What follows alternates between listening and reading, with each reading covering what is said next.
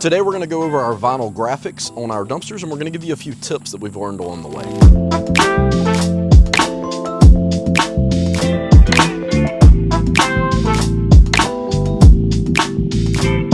Today we're going to give you some tips on vinyl and graphics for your dumpsters. We'll go over a couple of different types and how to install it, give you some pointers along the way. So just to start, there's actually a couple of different types of vinyl you can use. We used a combination of what's called print vinyl and cut vinyl. Print vinyl is a little more expensive. That's what you see on a vehicle wrap, whereas cut vinyl is a single sheet color, and they cut out that color so they don't have to print it. All they have to do is cut it. The gold lettering that you see on our dumpsters, this is all cut vinyl. So this is cut out of a single sheet, a mask is put on top of it, and then we're just going to attach the vinyl straight to the dumpster. But we also have things like QR codes. Those are print vinyl, or logos. Those types of things are print vinyl. They're a much higher quality material, but they cost a little bit more. They're way easier to install. They're thicker, so they're a little easier to install. But we'll kind of go over both of those and give you some tips on how to install the cut vinyl on the side of a dumpster. So let's go over a few things you're going to need to install vinyl. One is a squeegee of some sort, and we bought a pack of these off of Amazon.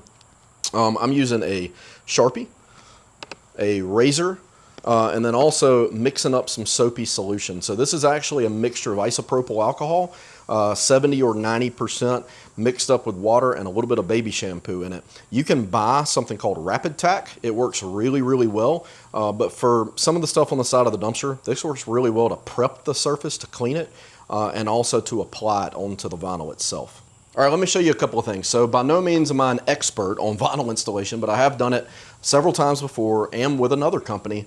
So there's a few methods a lot of people use. One a lot of people say is the hinge method, where essentially you mark up your vinyl, you lift it, you peel the backer off the back, you lay it back down and squeegee it out, apply solution and all that. That's one method. If you have vinyl that's hard to peel off, or a really big piece of vinyl, that can be really challenging, especially if you're by yourself. If you have a couple of people, they can hold it up and help you peel.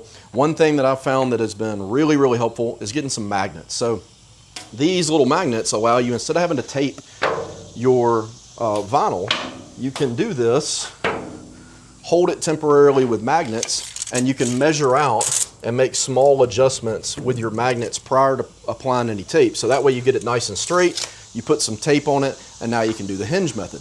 But for the speed of things, I'm going to show you a tip on how I do it.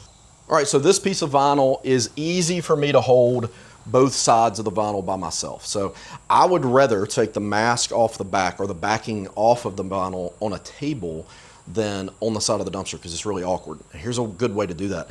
Put your tape on the top edge of the vinyl and use a marker to make a center line. So what I'm going to do, I've made a line that now I'll be able to use to line this up, and I'm going to take a razor blade and I'm going to take this off while the magnets are holding my vinyl in place. So now that that's cut, I can pull these magnets off, and that mark is going to stay there. So all I have to do is line these pieces of tape up after I pull the mask off. All right, so I just took the mask, put it on the table. Now this makes it way easier for me to take this off. So I can leave this vinyl on the table, and instead of having to fight it on the side of the dumpster, I just pull it off on the table. And it's way easier if you get something hung vinyl on the backing. You can push it down on the table, just like this letter. I can push it down and it'll stick back to that mask. It makes it way easier to get it off without tearing the vinyl or messing it up. So I take my soapy solution, apply it on here. I also take it and apply it on the dumpster, just to give a surface so I can move the graphic around a little bit. So now all I have to do is line this up on my marks, and I'll know that it's straight, and I can move it around a little bit if I need to, because there's solution on the back.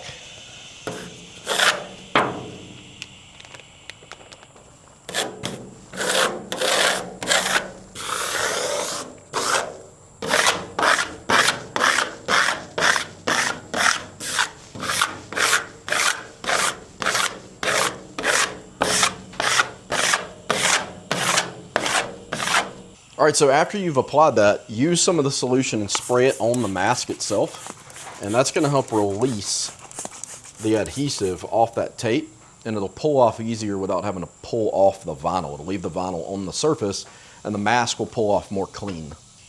All right, so now I'm gonna pull the mask off, taking it slow and pull at an angle.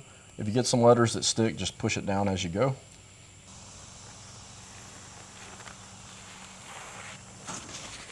All right, so now I just pull off the little pieces of painter's tape that had the mark on them that were left, and that's it. So now it's marked on there nice and straight, and I could do it all in one shot instead of having to do the hinge method or anything like that. I just stuck it like a big sticker.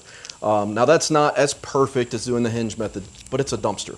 So it just allows you to go way faster, especially if you're working with a really big piece of vinyl by yourself.